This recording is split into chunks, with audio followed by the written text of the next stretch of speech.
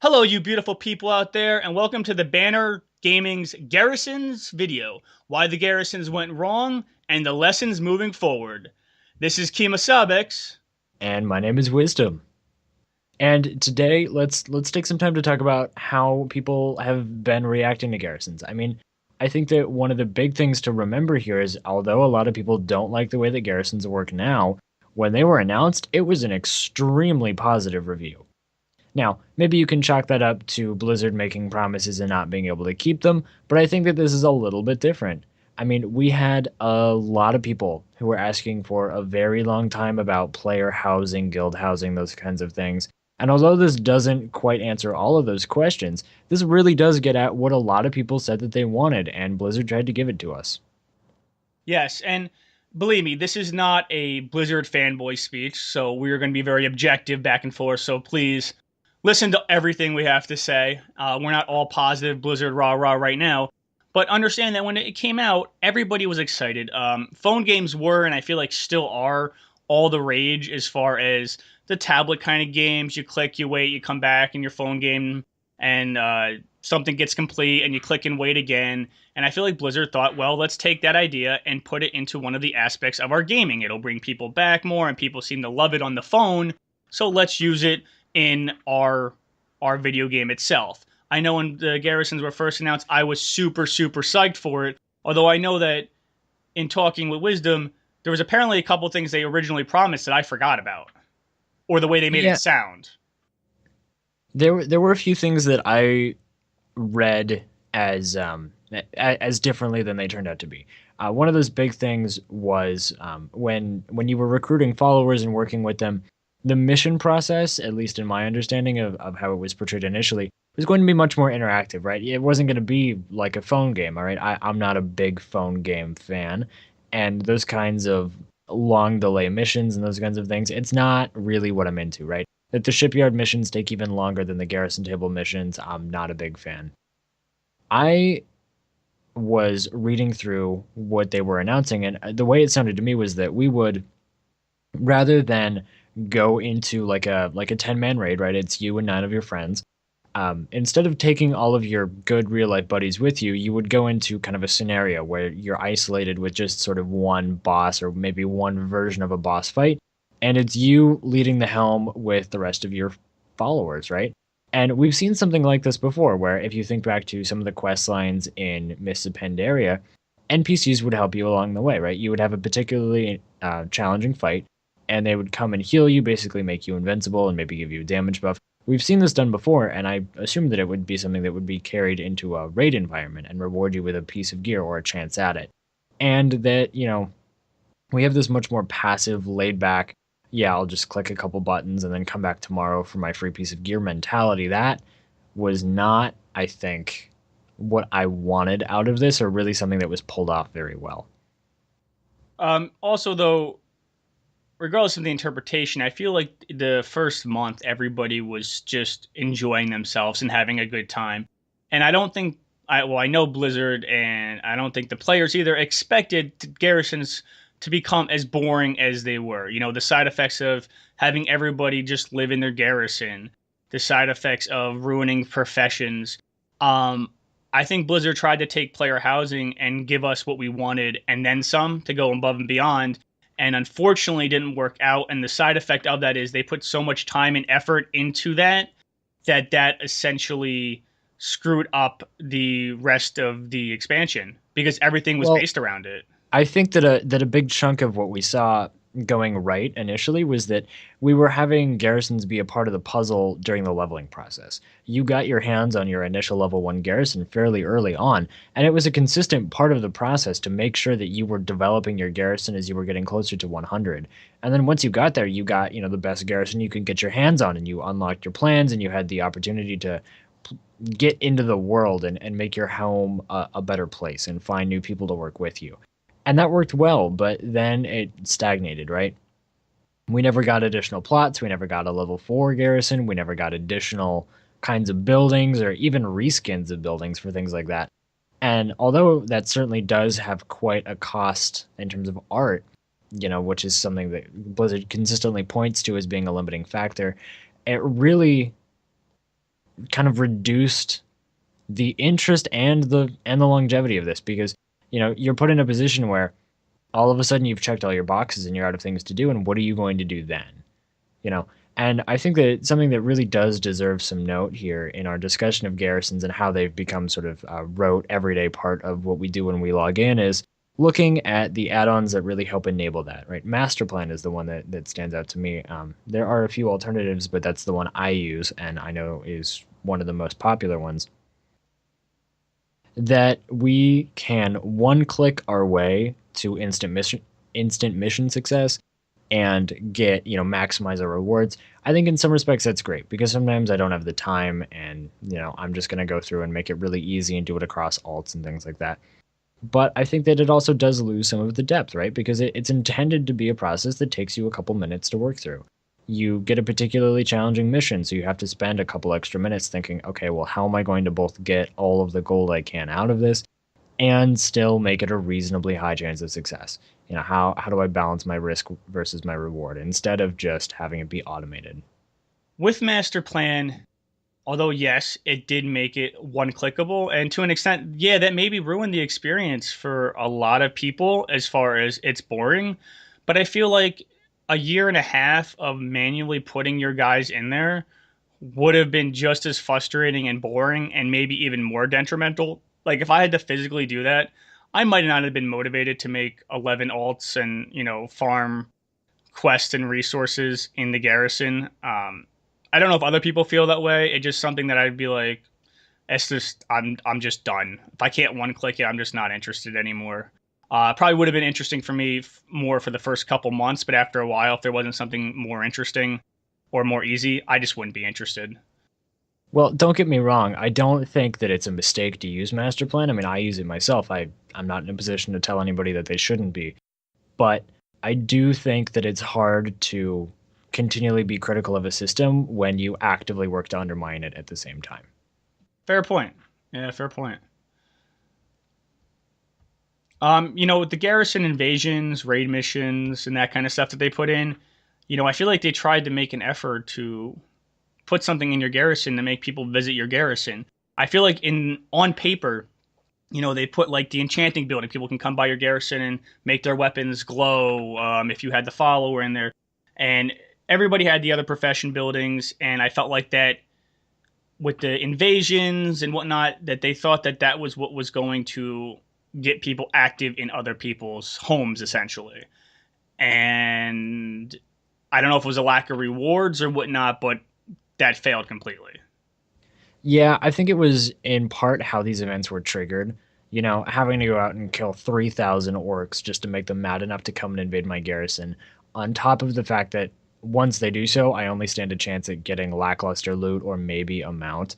That kind of thing was not super compelling, and I'm not surprised that they weren't particularly popular. I think that we may have seen more people engaged in something like that if the gear that it gave was consistently competitive. I mean, I know that it was a big deal before Heimal was out to do those garrisons with your raid team. Make sure that you get some of your three best players and get them all together to really go for gold and try and get those pieces of gear and things like that, because every little upgrade at that point was meaningful. But now that the gear is garbage, nobody cares anymore. And even if you want the achievements or something like that, there's not that much of a point, because they're really kind of a pain to get your hands on, even if you go out and buy the little like starter quests that you can get in your garrison to stimulate them to be mad at you. It's just not a really simplistic system, and I think that streamlining it would have made it more engaging for people. Yeah, making it like a quest where if you do 5 dailies, then you get the garrison mission, or the garrison invasion. Although that would have needed a little tweaking in the storyline.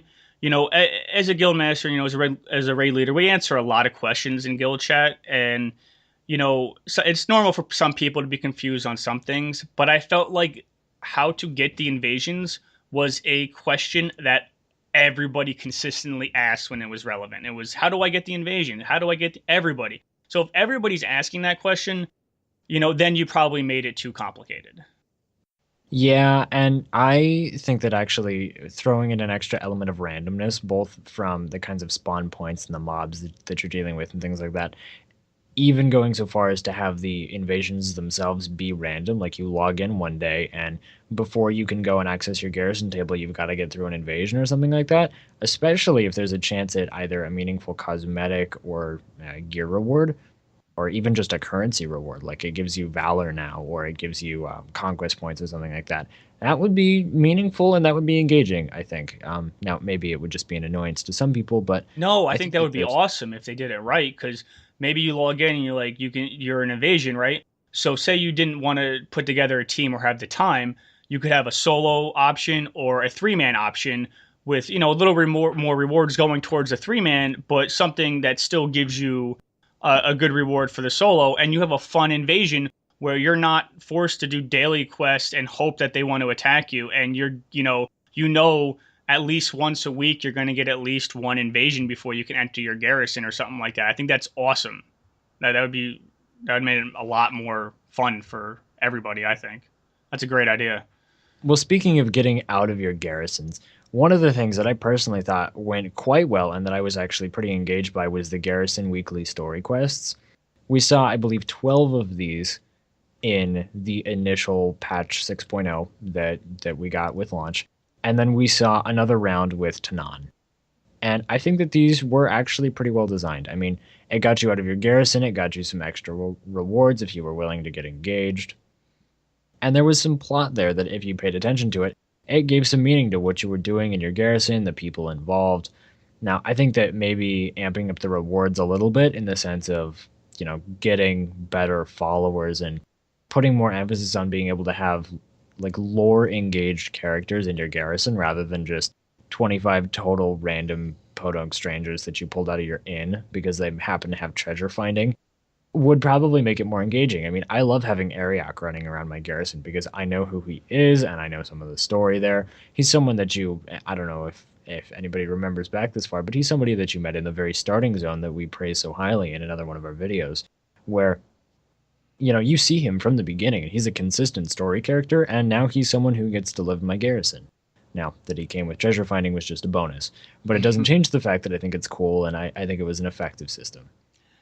I feel like okay, so I am big into the cinematics and the storytelling, but the way Blizzard gets the quests portrayed to me is I'm generally more of I don't read the quest log, but I'll read the what the characters say and do. So normally, in like the legendary storylines, the character Archmage, he's going around, he's saying stuff, he's saying capture Garona. The voice acting I hear, and that's more what I'm into when the characters move and the voice acting goes into that.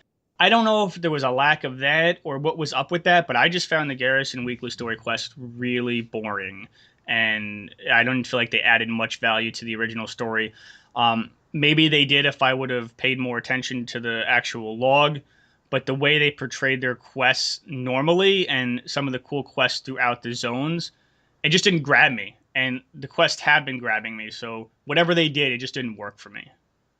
Yeah, I think maybe my biggest complaint with the system would be the pacing, because I didn't think that, just logging in every Tuesday to burn through a quest in 20 minutes was really what they were going for.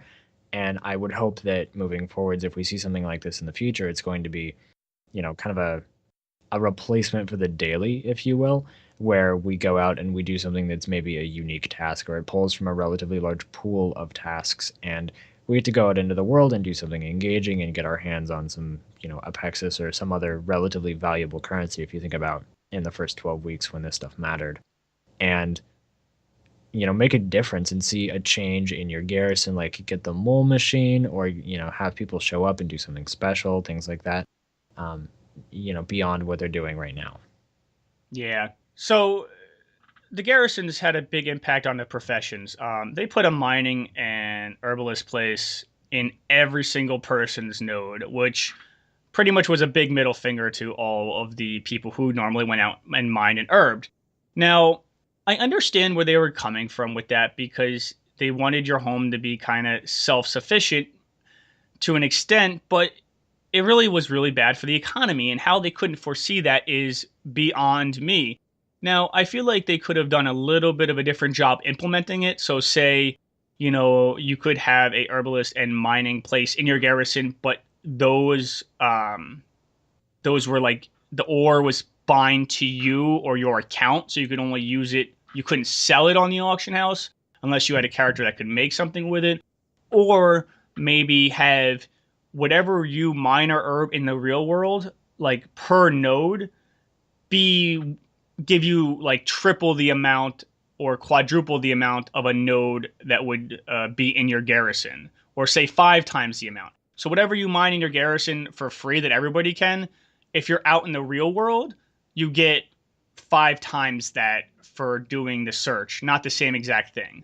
Yes, towards the end you can get fell blight from doing that kind of stuff, but that aside, it doesn't make sense that you have 20 mining nodes at your beck and call per character, and then you're just going to go out and find mining nodes that have the exact same rewards. I do think that it was heavy-handed and it had some impact on the economy, but put prices stabilized eventually, and I think that one of the bigger impacts that not a lot of people will recognize is that this had, at least I presume it did, a pretty big impact on the botting community, right? So if the market's already flooded just by inherent player interaction, then having bots adding even more to that is meaningless, right? If I'm selling 15,000 ore because I put in 5 minutes of effort across 11 characters, and someone's running a bot, that gathers them just a silly amount of resources from out in the world, then, it kind of doesn't matter that they're out there doing that because it's so easy to get your hands on this stuff that you either don't have to go to the auction house, or if you do, the prices are so low that the botters aren't making anything off of it either. Yeah, but botting aside, what reason did people have to go outside their garrison to mine their own nodes when they had so many just sitting there? Yeah, you can make more money. And no, I'm not an economy expert in this game, but right now the ore on our server is worth about 1 gold an ore. I'm fairly certain on other expansions that the price per ore was a lot more than 1 gold, and the gold was a lot less inflated. That's true. Gold was less inflated. I mean, we've seen that rising over time. But as someone who transferred to the server shortly before Warlords was released, I actually was quite relieved at being able to get access to gathering professions all on one character. I mean, I brought one character to a brand new server at cap with all the gold I could get my hands on before I transferred and some stuff that would be worthwhile to sell, and being able to get all of the mats I needed to cheaply make all of my own consumables and those kinds of things, being able to fuel crafting professions that required the gathering resources relatively easily, made it a lot cheaper. And for somebody who doesn't have 11 alts and who didn't want to take the time to grind all of those out, I think it actually was meaningful because it meant I didn't have to have a ton of gold to go to the auction house to buy the expensive ore. Even if I only have a little bit of gold right now, all I have to do is go to the auction house to buy the really cheap ore. It's not terribly overpriced. It's easy for people with not a lot of gold because even though we see inflation continually going up, there is still a huge disparity between the people who have 600,000 gold and they just sit on that and that pays for their account forever, and the people who have trouble breaking 5k who just they pay for their account with money.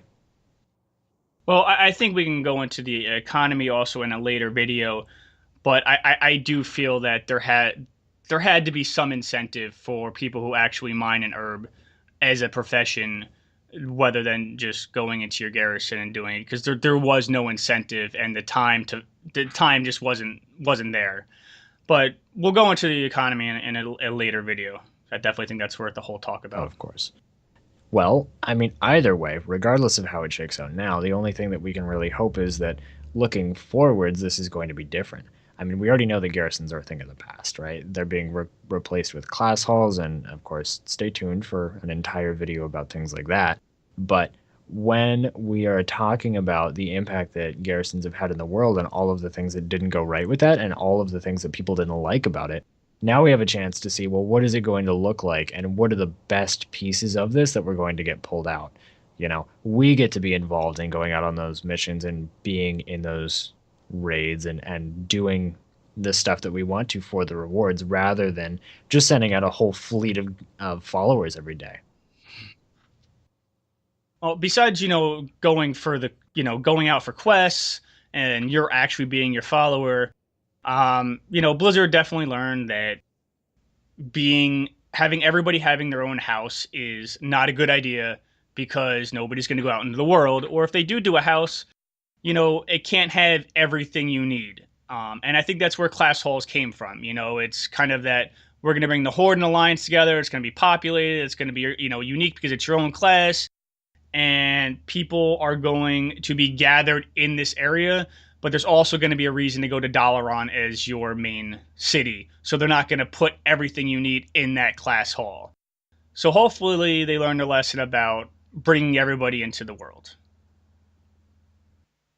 All right, everybody, that pretty much wraps up our video. If you like our video, please like, comment, and subscribe to our channel. If you like the art, please check out our artist link below. This is Kimo. And I've been Wisdom. Thank you all for watching. Let us know down in the comments if you are ever going to be heading back to your garrisons once Legion goes live. What did you like? What didn't you? And where will you see yourself in Legion? Thank you all for watching, and have a good night. Bye-bye.